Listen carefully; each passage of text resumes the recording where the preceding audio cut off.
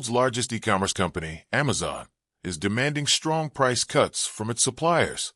Behind the scenes, the U.S.'s high-rate tariff policy, known as the Trump tariff, is taking hold. The Financial Times FT reported on the 29th that Amazon is demanding double-digit price cuts from suppliers and brands. According to the report, Amazon is aggressively pressuring suppliers to adjust prices for a variety of items, from household goods to home appliances. This is a measure to reduce the burden caused by the high tariffs on China, imposed by the former Donald Trump administration, also known as the Trump tariffs.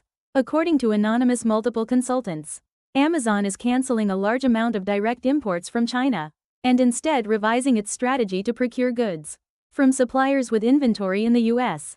This is interpreted as an attempt to maintain consumer prices, while avoiding increased import costs due to tariffs.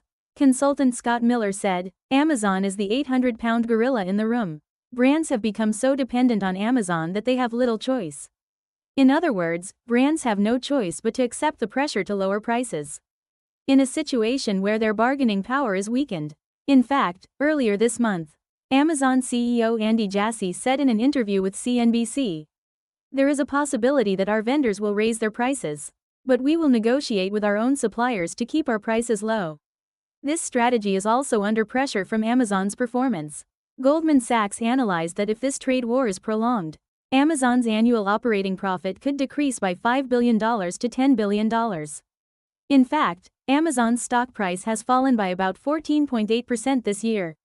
The company is scheduled to announce its first quarter earnings on the 1st of next month. Meanwhile, Amazon is not the only one responding in this way. Walmart, the largest retailer in the U.S., is also using the same strategy. According to Bloomberg, Walmart has also been asked to lower prices by up to 10% by some Chinese suppliers. In particular, it is said that price adjustment demands were concentrated in the kitchenware and clothing sectors. In this way, major U.S. distribution companies are defending themselves by transferring the impact of Trump's tariffs to their suppliers. However, it is unknown what impact this pressure will have on small and medium-sized manufacturers or overseas supply chains.